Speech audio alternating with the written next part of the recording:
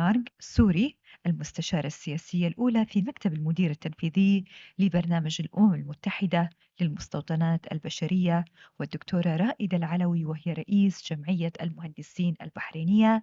فيما سيدير هذه الجلسة الدكتور دانييل جامبيرو، الرئيس التنفيذي والمؤسس المشارك لشركة آيفوت من ماليزيا.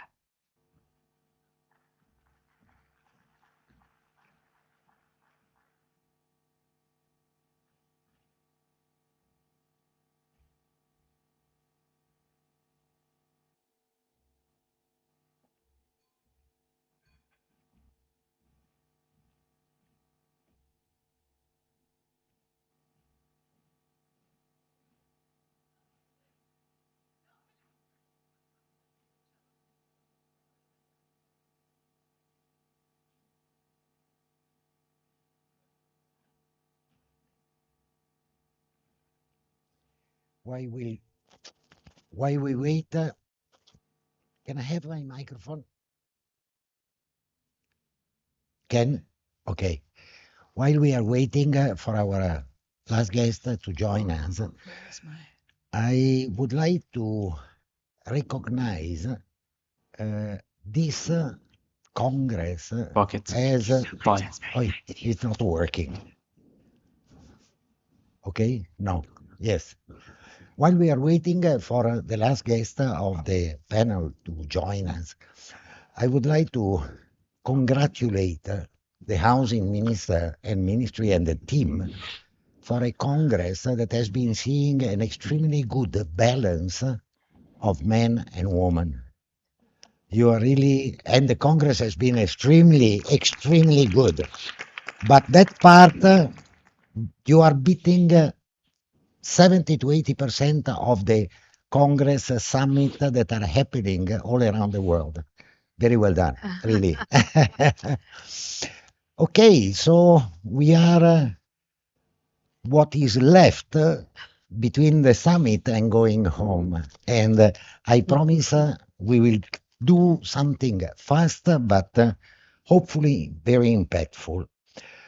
We have here extremely renewed and well prepared and influential speakers. So let me put up, because I'm a bit blind, my specs, and we will start with the first question that goes,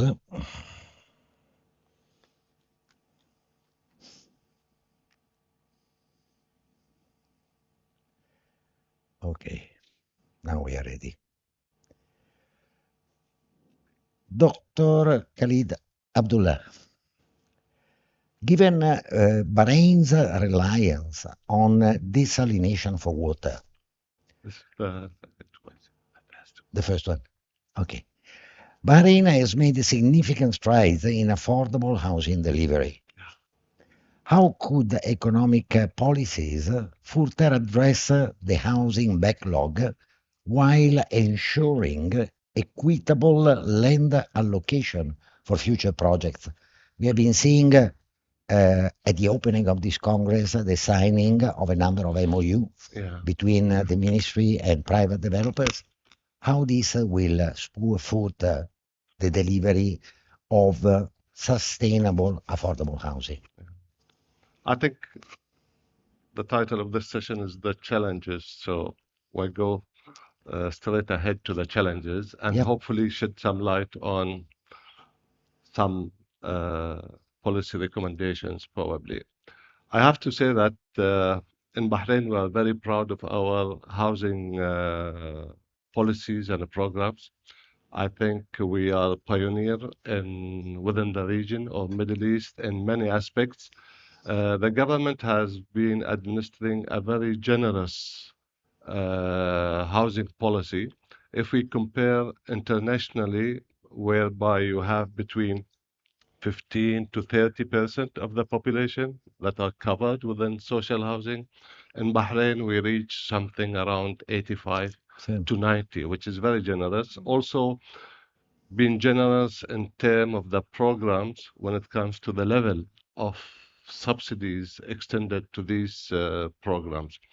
In terms of innovation, I think Bahrain took the stride in terms of designing programs of PPP with the private sector. We have a unique program in whether it is Messiah or Tashil, which is kind of an open-ended PPP. Every deal would renew the PPP for another 30 or 25 years.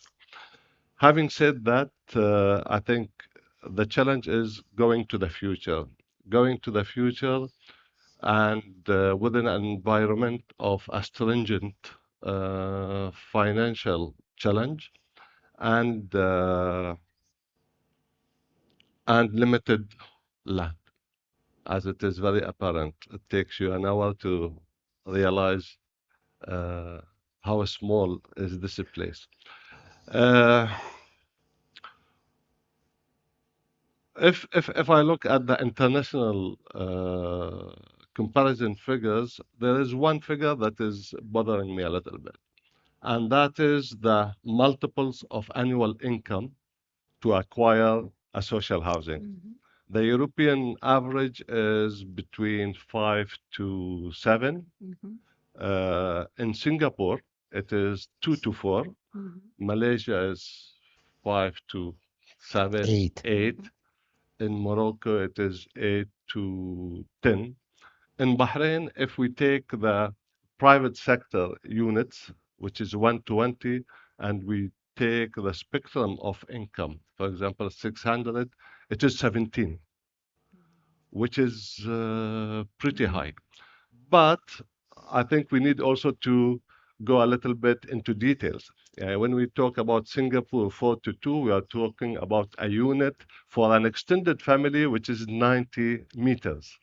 And in Europe, when we talk about France, for example, a French middle class in the suburb of Paris will be happy with a 70-meter apartment and he will be over the moon. Here in Bahrain, we are building 230 meters with a maid room, social housing, and this would require a lot of resources. And that's why I think going ahead, I would like, or I propose, we need to rationalize our offerings when it comes to social housing. And in that respect, I strongly would envisage doing more of vertical developments, but even smaller. Currently, even our vertical developments, we are doing 220 meters compared to, for example, in Germany, somebody working in Porsche or Mercedes will go to live in a flat that is 100 meters apartment, and he's again happy. While here we are doing 220.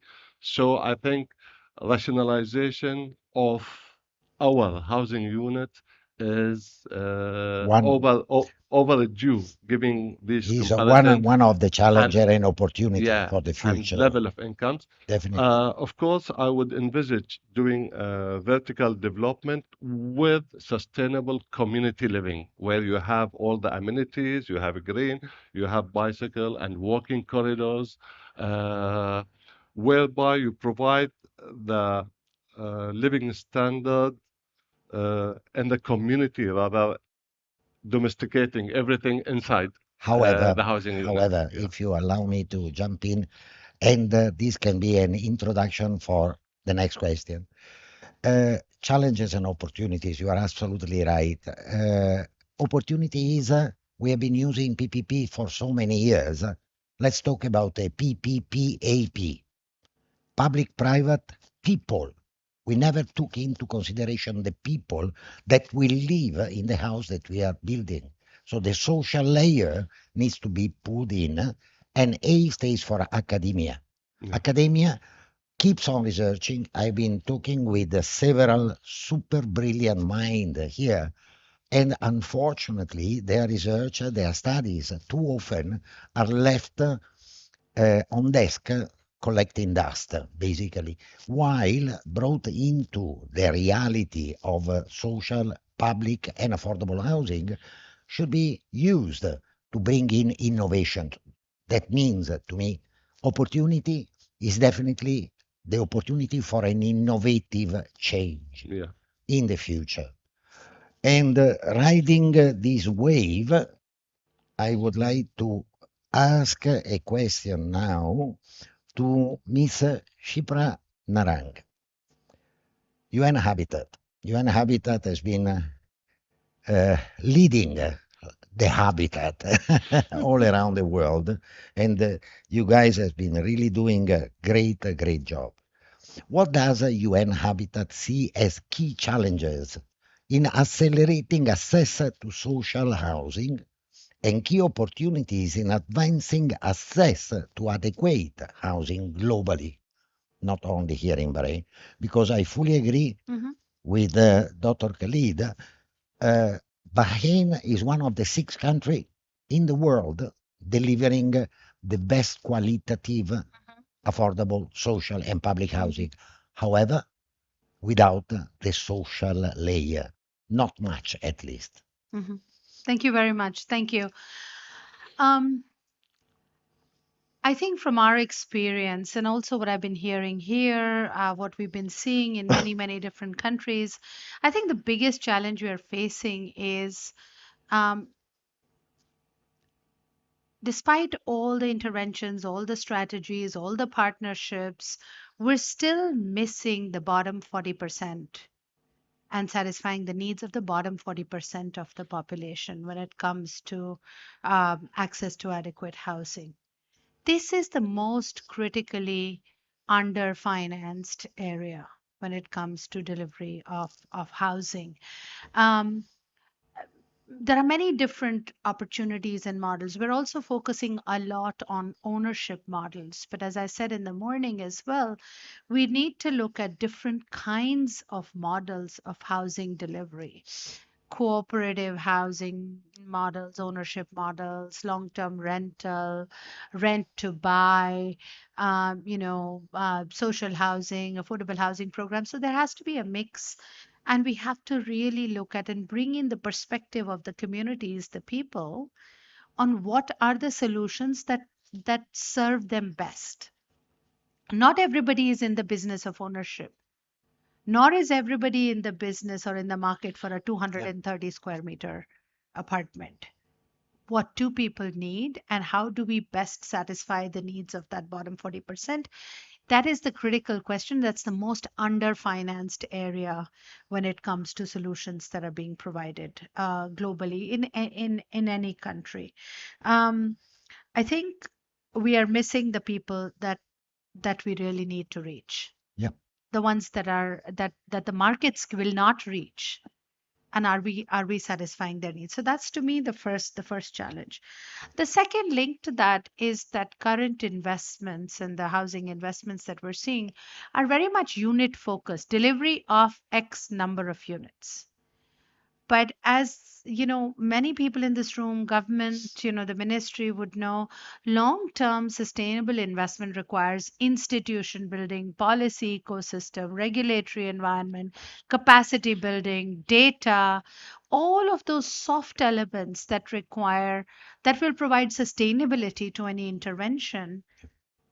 Those also need investment. And I think in many countries around the world, there is a lot of focus on delivery of housing units rather than establishing long-term inclusive housing systems that can be sustained and that can be self-sustained over a period of time. If you allow me to jump in, not looking any longer to affordable and social housing as a product, but as a service provided to communities together with other services. Absolutely. Leveraging on the physical product to rise vertically these people in the social scale. Absolutely. That So is it's what not we just should it's find. not just a product, it's also a service, but it's also the facilitation of a process. Yeah. A process of social mobility that you're talking about. Is very important. Absolutely. Housing is at the heart of a family's social and economic mobility.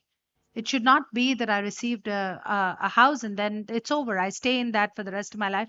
How do I leverage that to improve my family's economic and social prospects for the next generations. I think that's the purpose of housing, isn't it? So I think that's the second. And the third, I think I want to talk about a bit of a big picture challenge, which is that global housing finance is still going it's much more heavily skewed towards high income countries and high income markets. So again, we are missing the point about more financing going to housing in low income countries, and within those low income countries to low income communities.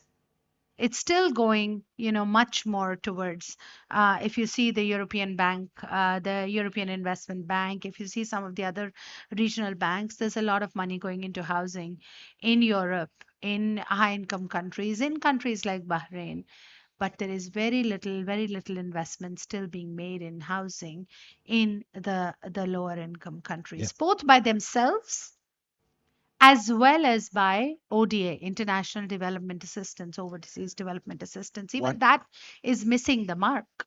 One of the panel, I think was yesterday, if I'm not wrong, was mentioning the rate that Bahrain is able to offer being extremely low, I think around 2% compared to the market rate of 4 or something. So that is where we should be bringing financial institution to. Absolutely. Send and distribute enough. Eventually, yesterday I've been mentioning how strongly I am against subsidies, because subsidies, at the end of the day, are getting the people receiving subsidies to get used to it, addicted, and taking subsidies for granted, not fighting any longer to grow in the vertical scale. So if we want to obtain that result, I would rather see more a government as an additional guarantor than giving subsidies, and banks with a sovereign guarantee, of course, being a bit more open in financing at high percentage the delivery of homes. Financing should also be going towards the construction industry, I believe, because that is also one of the additional costs. And policies should be reviewed in the meantime. But that is where the challenge is with the financing institutions. Yeah. They don't have the products to send money to the right things. They have to be financing housing, they have to be financing social housing, they have to be financing the construction industry that is driving the social and affordable housing sector forward. They need to be financing local governments that are responsible for provision of services and maintenance of services. Do the banks and IFIs, international financing institutions, have those products? I don't believe so. Well, one of the states in Malaysia has been coming in with a very interesting tool, which is a state-funded financial arm. So at that point, the bank is no more a private entity, but becomes a public entity. I think we have a very strong experience in Bahrain in terms of extending financing for social housing, whereby we didn't wait for the banks to develop the financing. We articulated the solutions in terms of the ministry and ISKAN Bank, and then we extended this solution in partnership with the banks. So today the banks, I think within Mazaya, we reached something like 14,000. Mazaya and Tashkil, we reached like 17,000 families. 19,000. And for Bahrain, this is a huge number. Number. Definitely. So we didn't wait. We took the proactive action to innovate and engage. And in the process, we've been very sensitive to the requirements of the financial sector and the end users and the developers also. Is where the PPPAP partnership comes in, where public is not only one government, but the government from around the world learning from each other. Exactly. Well, Saudi Arabia, we have a guest here from the kingdom. I was in your beautiful country last year in October. my first trip, and I remained astonished by looking at how the country is changing and how fast the plan for change is done. Dr. Al-Saleh, Saudi Arabia Vision 2030 is a very ambitious plan, which is in execution and has very high chances to be achieved. Emphasize improving the quality of life for all citizens.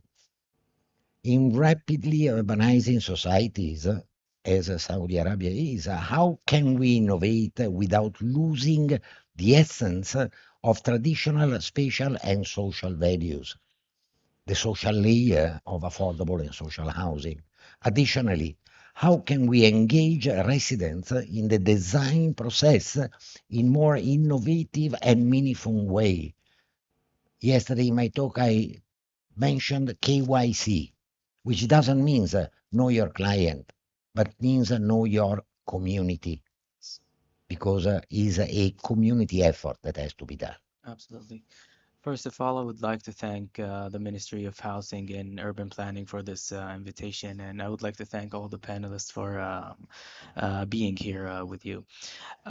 So, returning to your question, I believe it's two kind of parts. The first one is related to the built environment and the physical appearance, maybe, of the building. Regarding this, we're kind of developing a Saudi architectural guideline in order to preserve the essence of the local architectural elements that have been there since the beginning of the history of Saudi Arabia. And I believe that's a very important component in order to keep this balance between people and built environment, the objects and the physical things that we're living within, because this is again, it's accumulative knowledge and kind of modernity trying to build trying to delete this part of our world, and it's very important to keep that balance. And today, more at the morning, I visited the Pearling Path here in Bahrain, and I found it's a very interesting approach in terms of the design. It's a very important example of the design process itself. I believe that the place was designed by a Swiss architect, Oli Chiati, if I pronounce it right. And it's a very interesting story of, I would say, the interpretation of that, my experience there.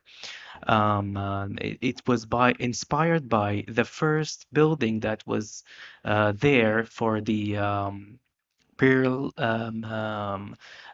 stage, the Pearl economy, I would say. The first building has a certain geometry and has a certain architectural elements like a malqaf and so on, and it is translated very in a modern touch architecturally. So that's a very good example of having the innovative approach in terms of design process that keeps the essence of the heritage and the history, so that keeps the society very aware of their presence today. So they're seeing the past and future at the same time. So, and I also have seen the some of the new projects having this notion to preserve the new housing in that way. That's the first side of the question. The second one is the regarding the social being. Even the previous session, that they're always emphasizing on the idea of walkability and walking in the physical activity. Again, it's the modernism, the movement of modernism, maybe trying to force people to have a certain lifestyle. That's why in quality of life, in our strategy house, they're having two kind of sector. The first one is very related to the built environment, which is the livability. We call it livability is the قابلية العيش in Arabic, and the other one is the lifestyle, and it has to be integrated together. The second one, we also have some developed some let's say, intervention, a behavioral intervention that's encouraging people like a nudge style. And what we're having right now is by Ministry of Health is a initiative called Yalla Nimshi, or let's walk. Um, and after doing this, a lot of interventions, urban interventions that happen in Saudi Arabia, like Saudi Sports Boulevard and another small tactical interventions that we're now in a phase that encourage people more to walk and practice walking, Exercise. doing a lot of environmental solutions like shading and paint techniques that reduce the harsh, maybe hot climate and make it a little bit challenging. So, I mean, the whole question can be answered in short by, first of all, developing guidelines, architectural guidelines that really preserve the local heritage, local architectural style. The second one is to develop maybe high standard for technical specifications in order to make sure that the social housing does not fall under a poor quality or so on. The third one is to keep your eyes on the social well-being and try to develop some indicators like how much steps are have been done. Is the community trying to be having a healthy lifestyle and so on. So that's basically the Yesterday there has been a very interesting presentation on placemaking, transforming not active neighborhood in the 20 minutes neighborhood exactly. with placemaking inside to be used somehow as a microeconomic booster for the community. Exactly. The member of the community should be the one using these stalls or resale area in the neighborhood, and within the neighborhood find most of the things that they need. Exactly. So this is remind me of another digital platform called Jودة الإسكان, which in one side it allows a lot of people to donate for social housing all over the year. That's one aspect. The other one is it's also allowed the government to collect the specific data for the situation of these people. What are their working style? Which aspect of lifestyle they're practicing in for the social housing? There, when they move to another new development, new apartment, they wanted to make sure that from this data, they do have a very good integration with the ecosystem itself. So it's Yeah. not kind of isolating them or dramatically shifting their lifestyle. They wanted just to keep this within the economy of their neighborhood. And a very interesting point, which is a rule somehow, we have been talking about challenges for the future, and each one of these challenges is actually an opportunity. So if we approach with a positive mindset the affordable housing and social housing issue, open mind, we find solution together. Absolutely. Thank you. Very, very insightful, and I like the heritage part of it, which is extremely important because it is the core soul of every country, of every population. Dr. Rائدة, and I have to say, I just noticed that we have 5 doctors on the stage.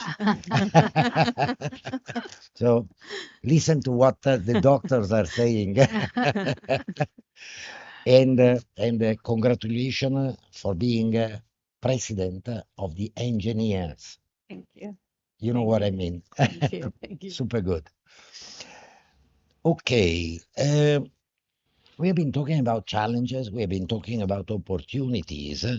What type of strategies should be employed to bridge the gap between engineering, education, and the practical and urgent needs of social and affordable housing projects? What and how technology innovation could help in the resolution of the delivery of the physical product in this case? Yeah. Okay, thank you first of all, and I would like to take this opportunity to thank the Ministry of Housing for inviting us into this prestigious event and congratulate them really for this fantastic, well-organized conference. In terms of bridging the gap between the industry need and I think the academia, we need to have many proactive measures, which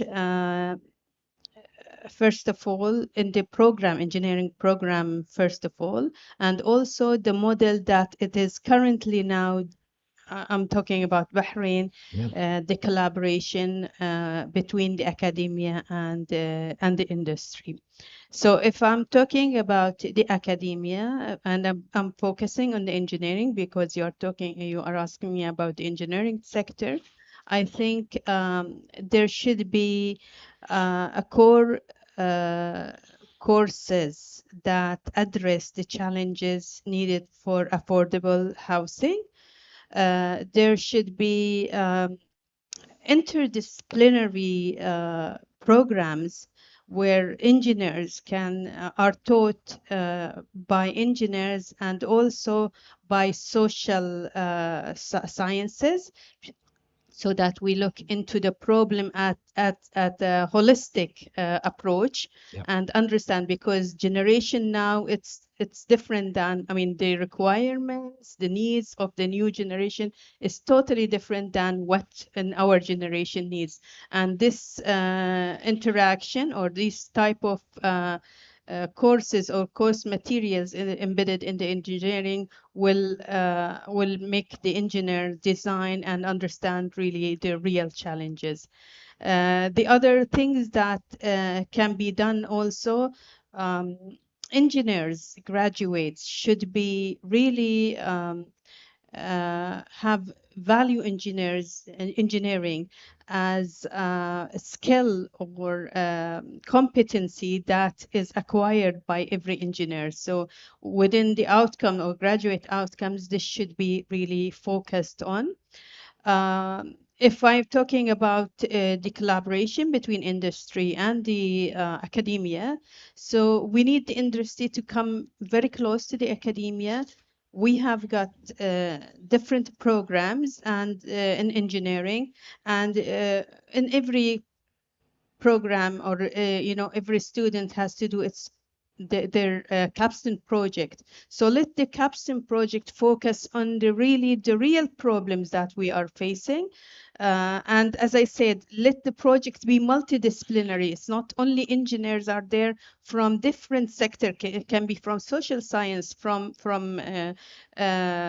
business colleges. They work together because, as I said, they look into the problem. Internship programs. Internships, the industry should offer internship program that let the students come and see what's going on in the real world. What else? We can really the research, faculty research should be focused also on Research in and this one. development is a core of an academic component, is what I was mentioning. We have been mentioning it, the PPPAP. The academy is the boiling pot of new ideas. Allow me to say there is not a construction challenge that cannot be resolved by an engineer. We have been seeing unbelievable structure being constructed in China and around the world in an impossible manner, and are there and work perfectly. So how the technical side, with all the different action that you have been mentioning, collaboration, close collaboration between academia and industry, will be resolving the challenges. That is one of the core point, together with the internship. Get the students to get their hands dirty on the job. That's right. Not on theoretical dreams or else.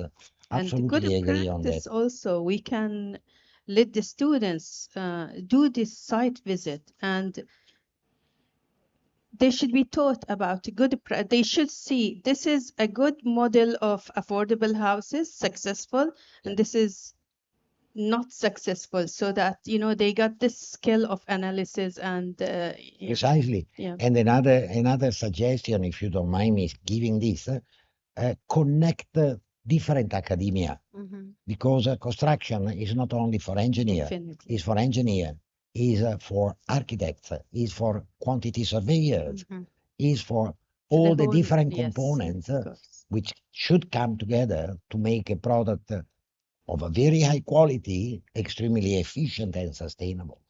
So that should be the target. I would like just to commend the ISKAN Bank for initiating an innovative engineering award with the University of Bahrain, Yes. whereby students have the opportunity to tackle real issues, whereby they are given a plot for social housing and they have to come up, whereby it is dual beneficial for the student to understand the market requirement and what are the standards, what are the requirements. On the other hand, also for ISKAN Bank and the ministry to understand the aspiration of this generation who will be soon coming to apply for the housing unit. So it's kind of a win-win. Very And well one done. thing I think in this conference, a very good initiative in this conference, is the hackathon. This is something very important because they understand what are the challenges and they come up with solutions. And this is very good skills to be acquired Definitely. by our graduates. New technology, new ideas. I mean, I am president of a technology association, the Malaysian PropTech Association, and I can see this startup mind, tech guys coming in with fantastic ideas. Some are too high, flying towards the impossible, but most are actually applicable and making the life much, much easier. Any question from the public before we go for one last question to be replied very fast because we have few minutes? Hands up from the public. Then I proceed with one question, but we have less than 2 minutes each.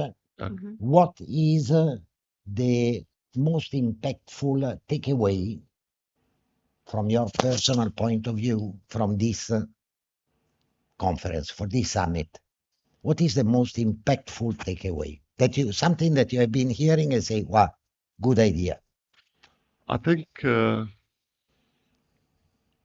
when it comes to PPP, for example, in terms of at a country level, whereby we are administering PPP for power generation, water desalination, and all these things, I think we are doing fine in terms of attracting the private sector to participate and alleviate immediate cash flow requirement by the government. So this is certain that we are doing that. But I'm not sure about the efficiency, whereby I think we need to inject some incentives for efficiency. And also, because the current arrangement is buy or pay, I would like to inject a bit of risk sharing among the private sector. When it comes to housing projects at that level, private sector now who are initiating this or participating in this project, they are responsible for the infrastructure provision. Again, it alleviates cash flow, but it will add to end user. But at least it makes things happen rather than wait for the government to allocate. Definitely, the catch here is that it is very important to forge a strong partnership between the public and the private sector, and the people hopefully and the academia. community,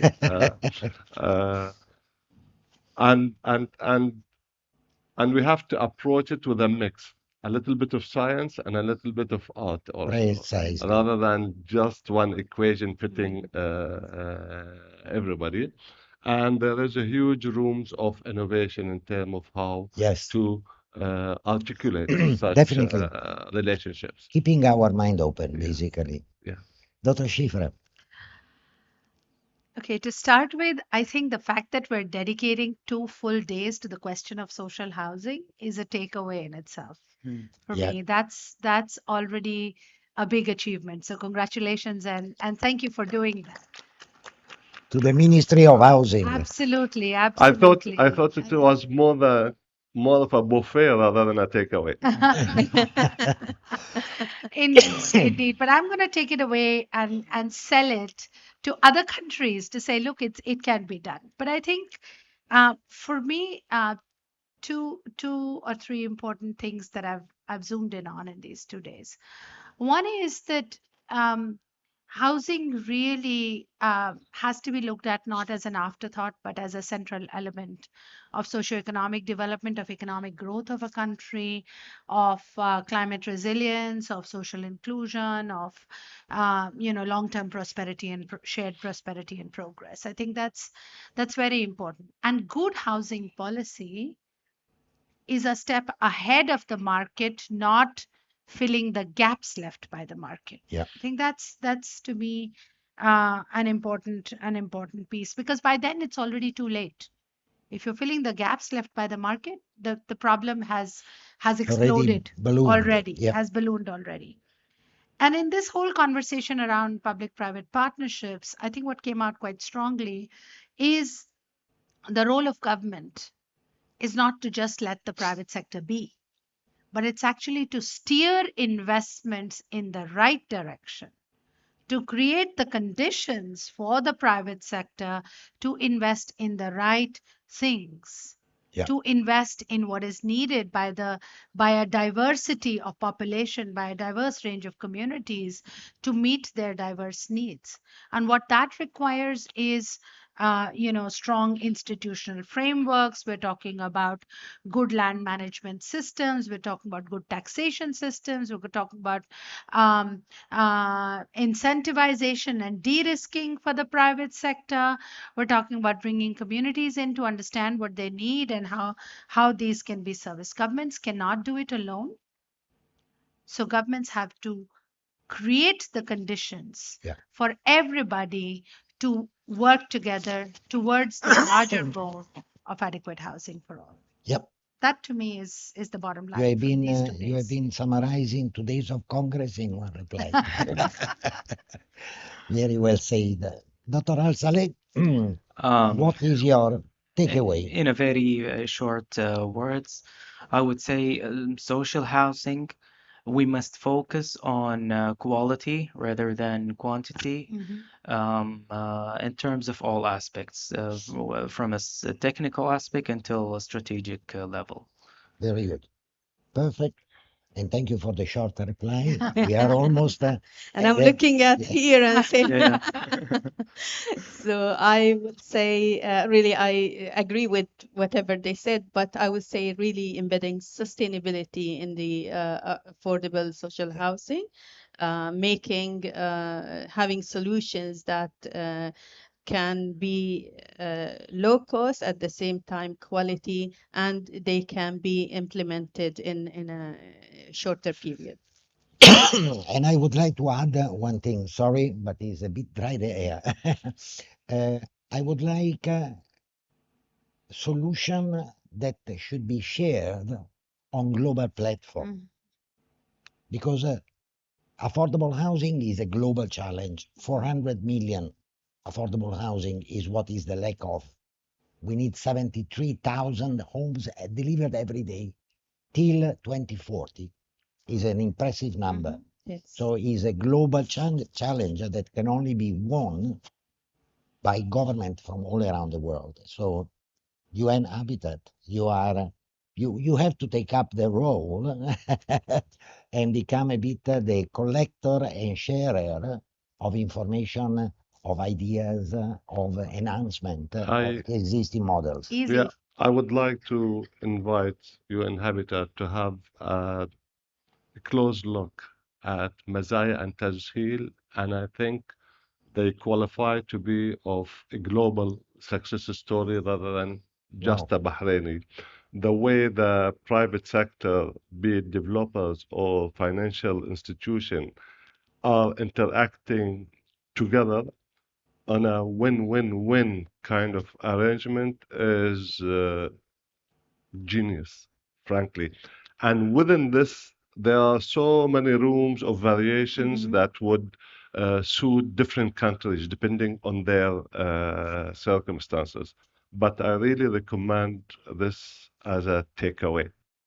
Delighted to take that away and take it into our intergovernmental processes in Nairobi. Absolutely delighted. Okay, please help me to put our hands together to thank our fantastic panelists, to thank the Housing Ministry for organizing this unique conference.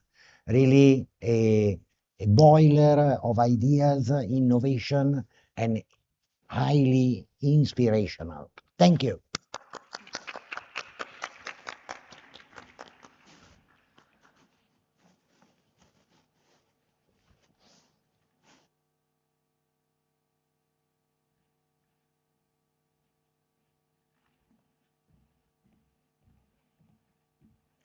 نشكر المتحدثين في هذه الجلسة النقاشية على مداخلاتهم القيمة.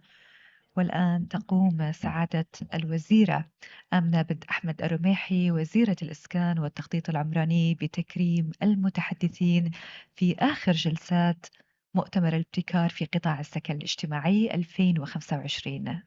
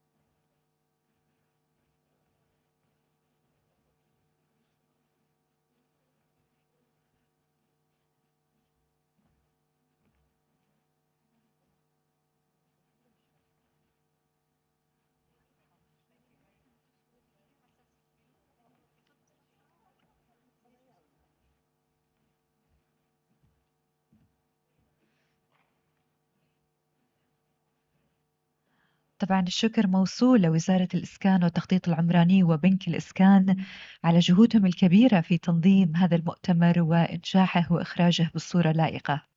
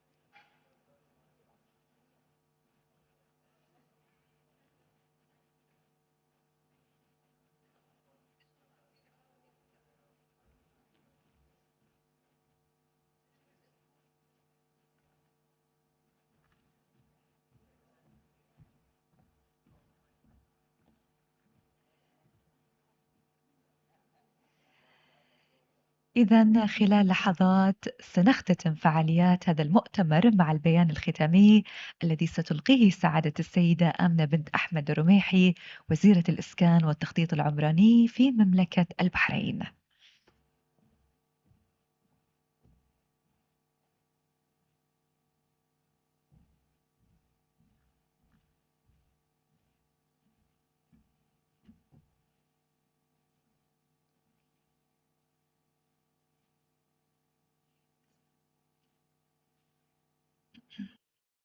بسم الله الرحمن الرحيم.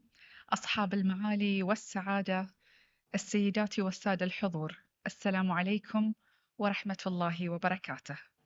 في مستهل كلمتي يسرني أن أعبر عن خالص عبارات الشكر والتقدير لجميع القائمين والمشاركين في مؤتمر ومعرض الابتكار في قطاع السكن الاجتماعي 2025 المنعقد في مملكة البحرين تحت رعاية كريمة من صاحب السمو الملكي الأمير سلمان بن حمد آل خليفة ولي العهد رئيس مجلس الوزراء حفظه الله خلال الفترة من 23 وحتى 25 من أبريل 2025 تحت شعار نحو حلول إسكانية مبتكرة ومستدامة. إنه ما نؤكد عليه اليوم انسجاماً مع الرؤى والتوجيهات السديدة للقيادة الحكيمة متمثلة في حضرة صاحب الجلالة الملك حمد بن عيسى آل خليفة ملك البلاد المعظم حفظه الله ورعاه، وصاحب السمو الملكي الأمير سلمان بن حمد آل خليفة ولي العهد رئيس مجلس الوزراء حفظه الله، هو أن المواطن يأتي في المقام الأول دائماً، وأن توفير السكن الملائم والميسور والمستدام يعد التزاماً وطنياً أصيلاً في ظل الرؤية التنموية الشاملة لجلالة الملك المعظم. ولأن تحديات اليوم لا يمكن مواجهتها بأدوات وحلول الأمس، فإننا مطالبون بالعمل بعقلية تستشرف المستقبل، تقوم على حب التحدي وشغف الإنجاز، واستعداد دائم للخروج عن المألوف، من أجل إيجاد حلول جذرية ومبتكرة تتسم بالاستدامة والموائمة مع متطلبات الزمان والمكان والإنسان. وقد اتضح من خلال المناقشات في جلسات المؤتمر على مدار يوميه أن قطاع السكن الاجتماعي يتطلب نمطاً جديداً من التفكير يتجاوز الإطار التقليدي، ليتبنى نماذج إسكانية متخصصة ومبتكرة تعتمد على أنظمة دعم ذكية وتمويل موجه لمختلف الفئات، كما ترتكز على شراكات استراتيجية مع البنوك والمؤسسات المالية وشركات التطوير العقاري. وقد شكل هذا المؤتمر بمنصته منصة فعالة للتحاور وتبادل الرؤى والخبرات، حيث استضاف مشاركة ثرية من خبرات ورواد فكر وصناع قرار من مملكة البحرين ودول عربية وأجنبية، وضم أكثر من 34 جهة و49 متحدث و12 جلسة حوارية، إلى جانب توقيع أكثر من 30 اتفاقية ومذكرة تفاهم خلال المؤتمر والمعرض، تشكل مجتمعة حجر الأساس لتجربة إسكانية رائدة ومستدامة. وكان حصاد اليومين الماضيين زاخراً وملهماً، حيث شهدنا إطلاق خدمة تسهيل بلس لتوفير حلول إسكانية مرنة، والإعلان عن المرحلة الثانية من منصة بيتي من خلال دمجها مع المفتاح الإلكتروني المطور EKey 2.0، إلى جانب دمجها مع مؤسسة التنظيم العقاري، فضلاً عن الإعلان عن برنامج طموح الذي يشجع الإقبال على السكن العمودي، وكذلك برنامج البيع على الخارطة للمستفيدين من مشاريع برنامج حقوق تطوير الأراضي الحكومية، وبرنامج حقوق تطوير الأراضي الخاصة، وهي البرامج التي تهدف إلى تسريع وتيرة حصول المواطنين على السكن الملائم وتعزيز التكامل العمراني والاقتصادي. وإيماناً بأن الابتكار لا يكتمل دون تمكين الشباب، فقد تم تدشين هاكاثون مختبر الحلول الإسكانية المبتكرة لفتح المجال أمام الطاقات البحرينية الشابة لاستكشاف تحديات السكن الاجتماعي وتقديم حلول إبداعية ومستدامة تعبر عن طموحات المواطن وتعزز جودة الحياة. وإذ يسرني في ختام جلسات المؤتمر أن أعلن عن أبرز التوصيات التي تم التوافق عليها للإسهام في تطوير العمل وتحقيق رؤية الابتكار في مجال السكن الاجتماعي، وهي على النحو التالي: 1. اعتماد رؤى مبتكرة وجديدة في تصميم مشاريع السكن الاجتماعي المستدامة. 2. تطوير التشريعات والأنظمة بما يوفر المرونة الكافية لمواكبة متغيرات القطاع السكن الاجتماعي. 3. تحقيق التوازن بين النمو الاقتصادي ونمو قطاع الإسكان الاجتماعي. 4. ضمان الاستغلال الأمثل للبيئة الجغرافية عند تنفيذ المشاريع الإسكانية مع مراعاة الاستدامة البيئية والصحية. 5. تطوير المناطق الحضرية عبر تجديد الأحياء القائمة وتعزيز البنية التحتية والمساحات العامة بما يحقق سكناً اجتماعياً مستداماً ومجتمعات حضرية مرنة. 6. تطبيق مفاهيم المدن الذكية من خلال استخدام مواد صديقة للبيئة وتصميم مساحات خضراء ملائمة. 7. الاستفادة من التجارب الدولية الناجحة في مجالات الإسكان والاستدامة وتنمية المجتمعات. 8. مواصلة العمل على خلق بيئة تتيح فرصاً أكبر للقطاع الخاص للاطلاع بدور فاعل في منظومة السكن الاجتماعي. التوصية 9. مواصلة توفير المناخ الملائم لنمو القطاع العقاري والتمويلي باعتبار أن قطاع السكن الاجتماعي بات يمثل رافداً رئيسياً للاقتصاد الوطني. التوصية 10. تعزيز الابتكار في القطاع المصرفي باعتباره المحرك الرئيسي للقطاع العقاري. التوصية 11. التركيز المستمر على فهم احتياجات المواطن من خلال أدوات استطلاع الرأي وتعزيز الدور المجتمعي في تطوير هذا القطاع. التوصية 12. أهمية خلق طرق غير تقليدية لتبادل الخبرات ما بين الدول من خلال منصات تفاعلية وأساليب محاكاة غير تقليدية وتعزيز الشراكات مع الجهات النوعية. التوصية 13. تحسين البيئة التشريعية التي تتيح عمل شراكات ناجحة مع القطاع الخاص والقطاع غير الربحي. التوصية 14 والأخيرة: أهمية بناء القدرات كعملية مستمرة لتحسين أداء الشركاء في مجال الإسكان. وفي ختام هذا المؤتمر نؤكد أن الحلول المبتكرة ليست بعيدة المنال متى ما وضعنا الإنسان في صميم وتصميم المعادلة، ومتى ما آمنا أن تنويع الخيارات وتيسير الخدمات وتبني أنظمة ذكية في تمويل وتوزيع الإسكان ليست تفاصيل هامشية، بل بأنها ركائز جوهرية في مسيرة التحول الإسكاني. وإننا إذ نسعى إلى تجربة إسكانية إنسانية في المقام الأول تبدأ بفهم احتياجات المواطن وتمضي نحو توفير حلول تتسم بالمرونة والسهولة والشمول.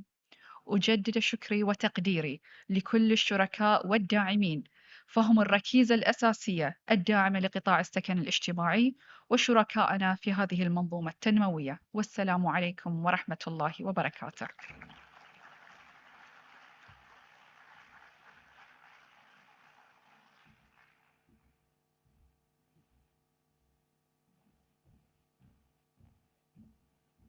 جزيل الشكر والتقدير لسعادة السيدة آمنة بنت أحمد الرميحي وزيرة الإسكان والتخطيط العمراني في مملكة البحرين.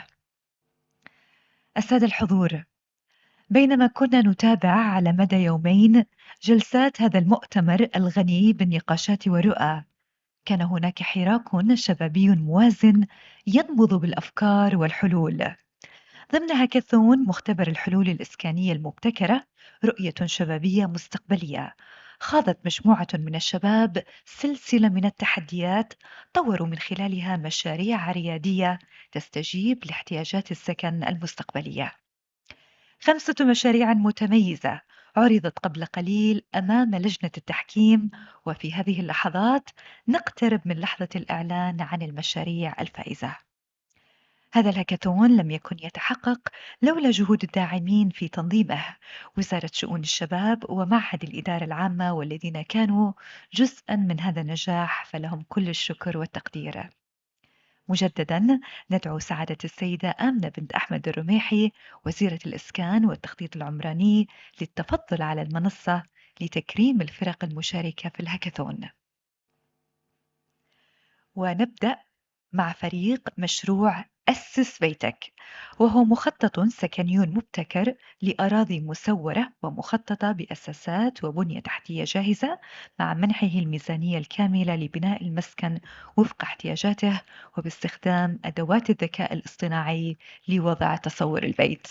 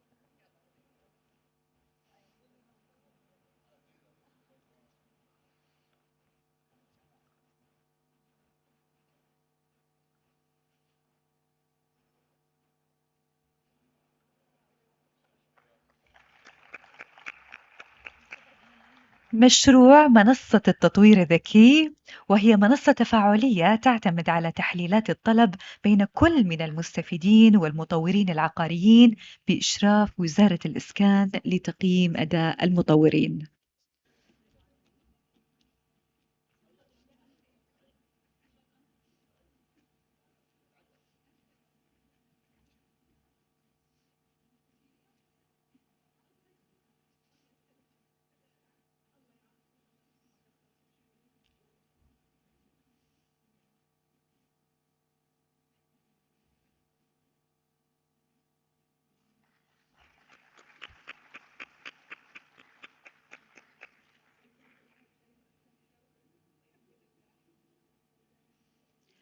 مشروع لك بيت، خطوة عملية للمستقبل من خلال وضع خطة ادخار للسكن لخلق ثقافة مالية صحية تسهم في تحسين جودة حياة الأفراد وتعزيز الاستقرار الأسري. حيهم.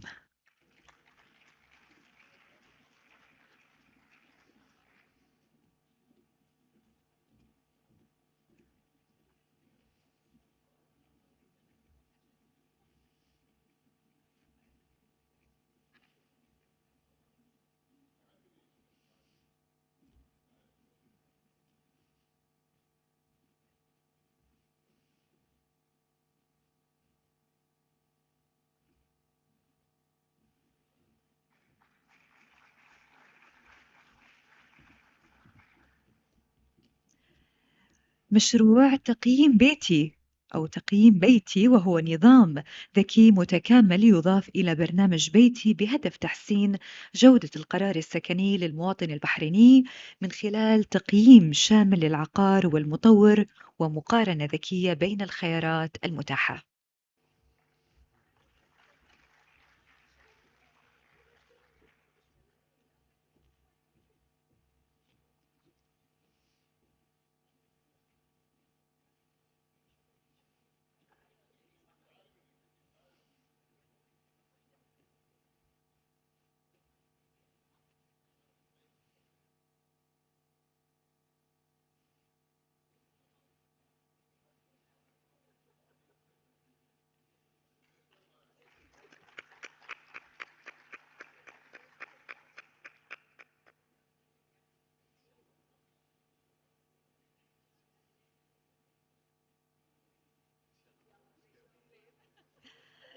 وأخيرا وليس آخرا، مشروع مرونة سكنية لمستقبل مستدام. حياكم.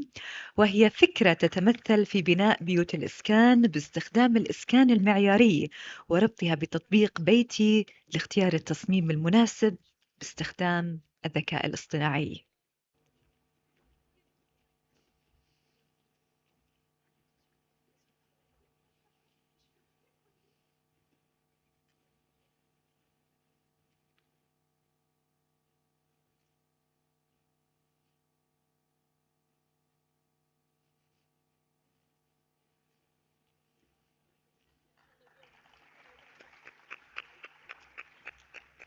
الشكر موصول أيضا للجنة تحكيم المشاريع، سعادة المهندسة بلسم السلمان الوكيل المساعد للشؤون الهندسية بوزارة الإسكان والتخطيط العمراني.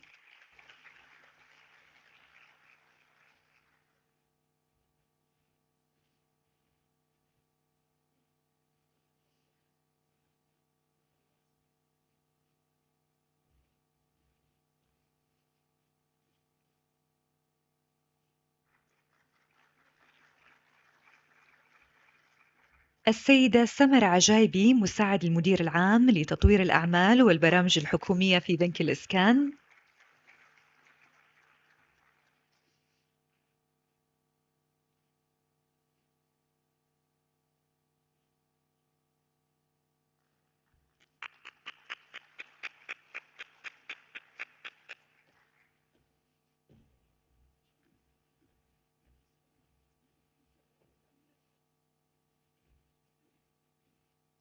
كذلك الشكر موصول للسيدة شيخة بطي مدير إدارة تمكين الشباب في وزارة شؤون الشباب.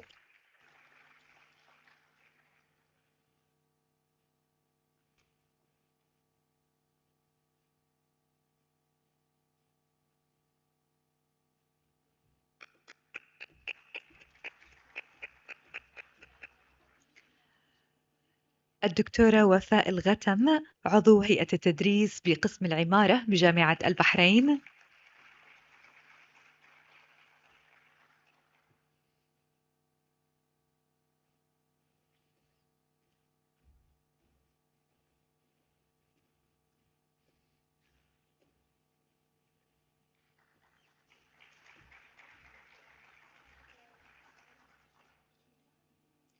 وكذلك السيدة مريم كمال مديرة إدارة الموارد البشرية والمالية بمعهد الإدارة العامة.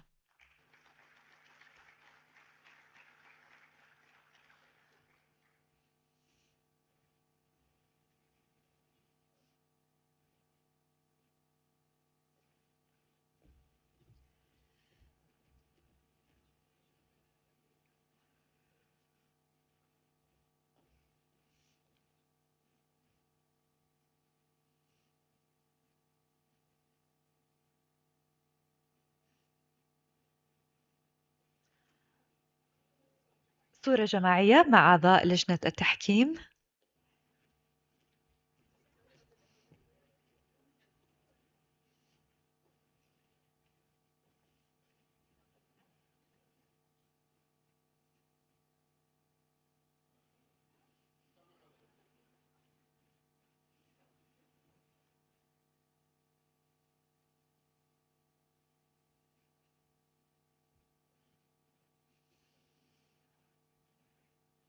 جزيل الشكر والتقدير لأعضاء لجنة التحكيم على جهودهم في هذا الهاكاثون.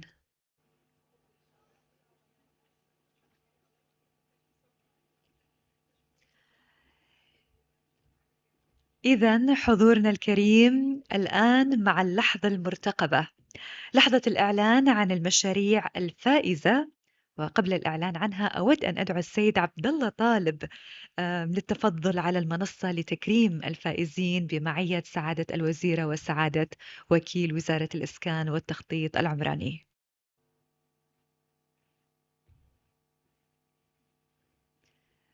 وين الفرق؟ ما أشوفهم.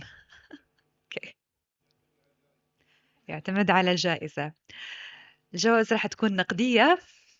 في المركز الثالث فريق مرونة سكنية لمستقبل مستدام.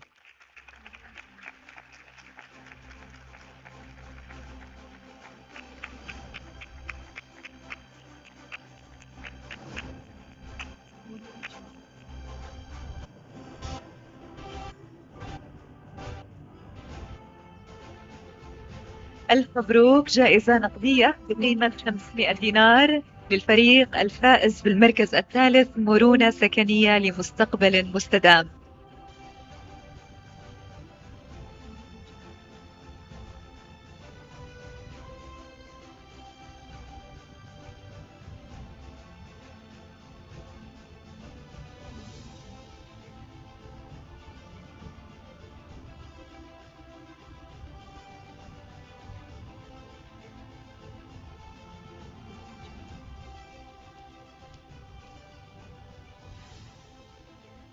أما في المركز الثاني فريق تقييم بيتي.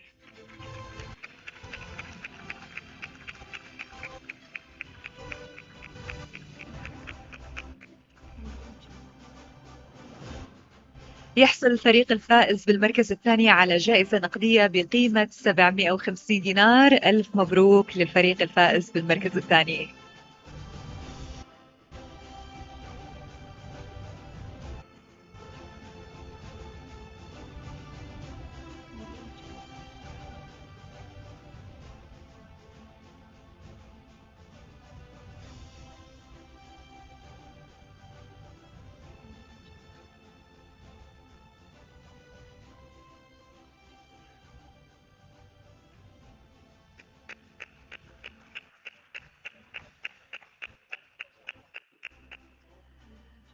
والمركز الأول كان من نصيب فريق الكبيت.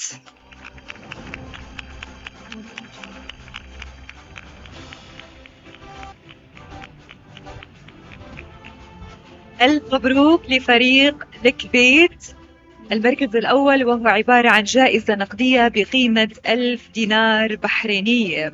مشروع الكبيت خطوة عملية للمستقبل من خلال وضع خطة ادخار للسكن لخلق ثقافة مالية صحية تسهم في تحسين جودة حياة الأفراد وتعزيز الاستقرار الأسري.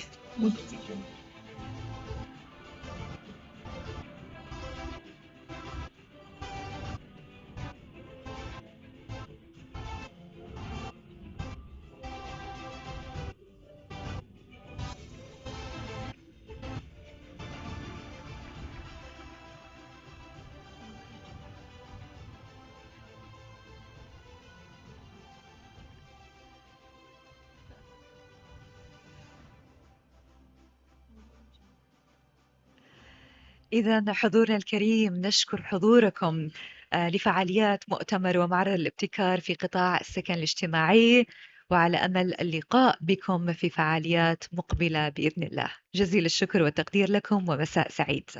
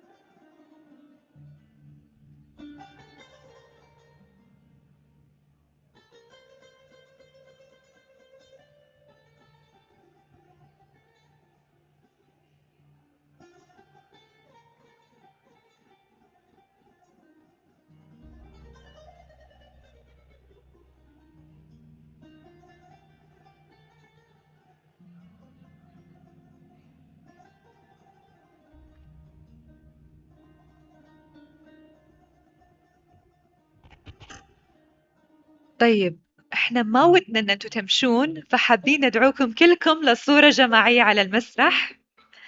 We would like to invite all of you to join a group picture on the stage, please.